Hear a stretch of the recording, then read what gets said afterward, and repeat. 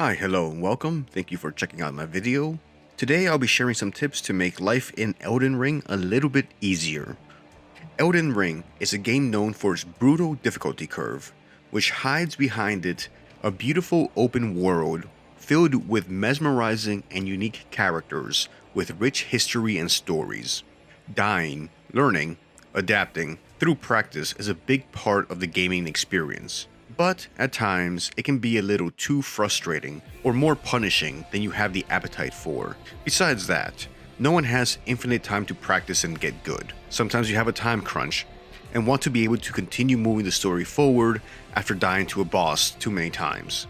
So here are some tips or pieces of advice that should make your journey to become the Elden Lord just a little bit easier, so that playing the game doesn't feel like going to the dentist with no anesthesia and starts feeling a little bit more like going to the dentist with anesthesia.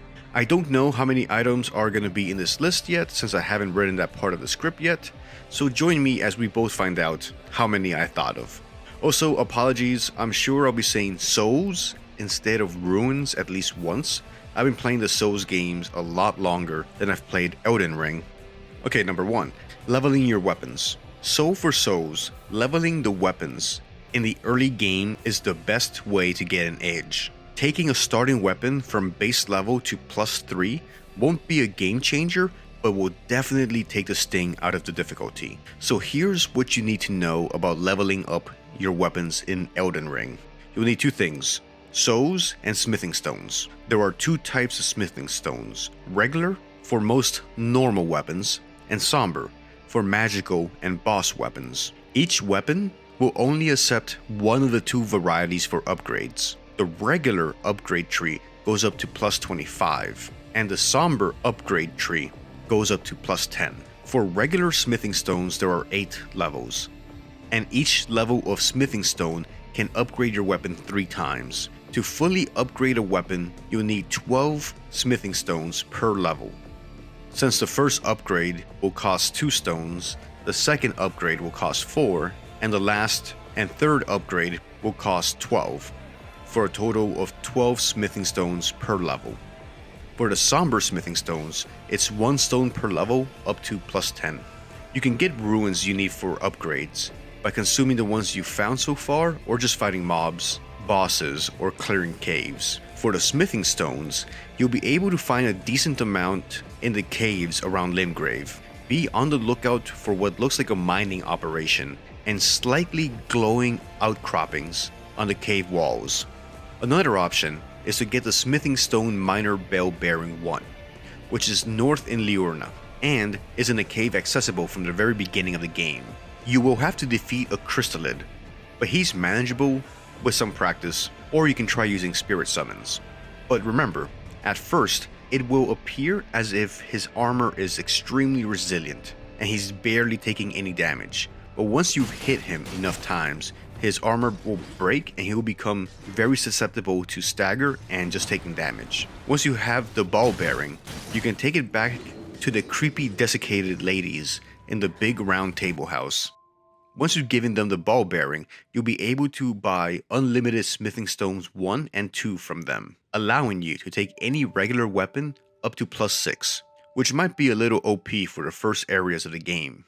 But when you compare the cost in ruins of getting the smithing stones and leveling up your weapons versus the cost of leveling up your souls level, you'll find that leveling your weapon first is the most efficient way of getting through the early game.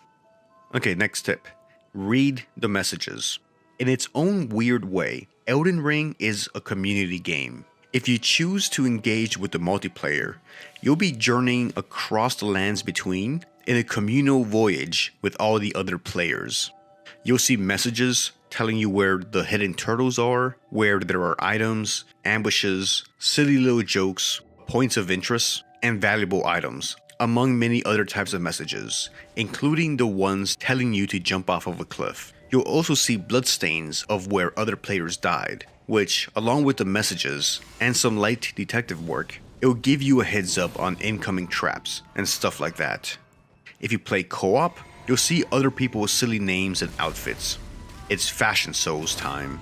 The online co-op has its own vibe and etiquette, such as always emoting and spamming L1. Anyways, what I'm saying is that while Elden Ring is a tough and punishing game, it's a game that you are suffering through along with tens of thousands of other players that are actively leaving you tips and making themselves available for summoning. So why not engage with the community and see what other characters are using for boss fights and cosplay? How to get to the Atlas Plateau. The first major roadblock in the flow of the game will be getting to the Atlas Plateau, which will open the path to the other late game areas and all the loot that comes with that. There's two ways of getting there. First is taking the Grand Lift of Dectus, but for that, you'll need both halves of the Dectus medallion, one of which can be found in Limgrave at Fort Height, and the other one a little bit further in Fort Faroth to the east. Both medallions are accessible from the very beginning of the game. Also, if you're going to Fort Faroth, you'll find Elden Dragon Greyrow there, which might be on your radar for the beginning of the game. The other way of getting to the Atlas Plateau is through taking the skip, which will take you through a dungeon segment, and you will have a boss fight with a worm. But if you're able to beat him, you'll get access to the Atlas Plateau without needing to find the Dectus medallions.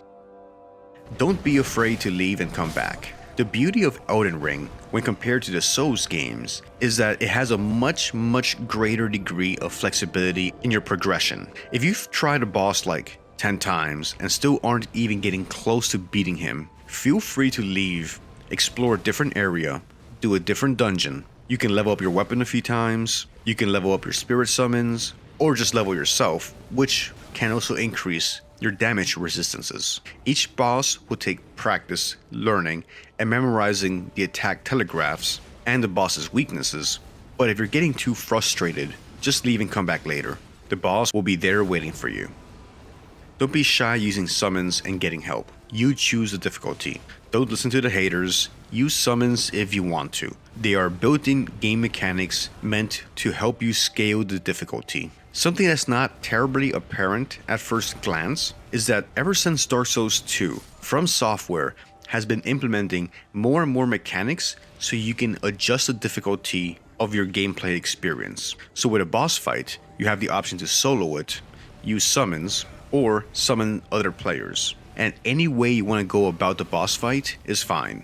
Personally, I would first attempt a boss solo a number of times. If I really wanted to keep the game moving, I would then use a low level spirit summon. If I still couldn't beat the fight, I would try a higher level spirit summon, like a fully leveled up mimic tier, or one of the night summons. If I still couldn't beat the boss, and was starting to get really frustrated and wanting to give up, I would try the co-op multiplayer.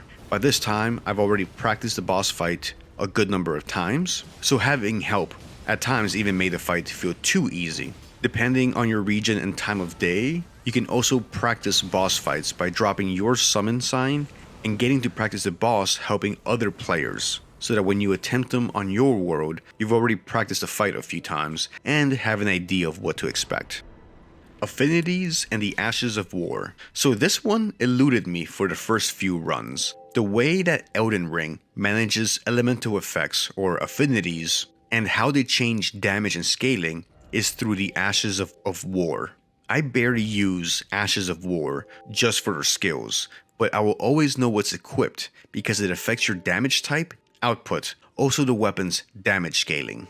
And it's important to note, there is no cost to swapping out Ashes of War, so experiment to your heart's content. For example, equipping a blood type Ash of War on a weapon will lower base damage but increase the bleed effect, and will also add arcane scaling. Equipping a heavy type Ash of War will increase the strength scaling on a weapon, and arcane or magic type of Ash of War will add intelligence scaling and magic damage. So pay attention to the Ash of War you have equipped and feel free to experiment changing them around and seeing what different effects they have on your weapon.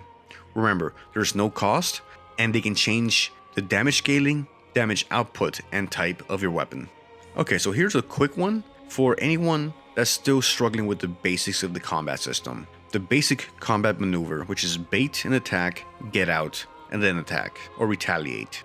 Especially in the beginning, a way you can deal with most of the basic enemies is to simply get a little close to them, trigger an attack, step back, and then once the enemy has attacked and are in the cooldown, go in for a strike. Some enemies might have multiple attacks in their chain, so pay attention for that.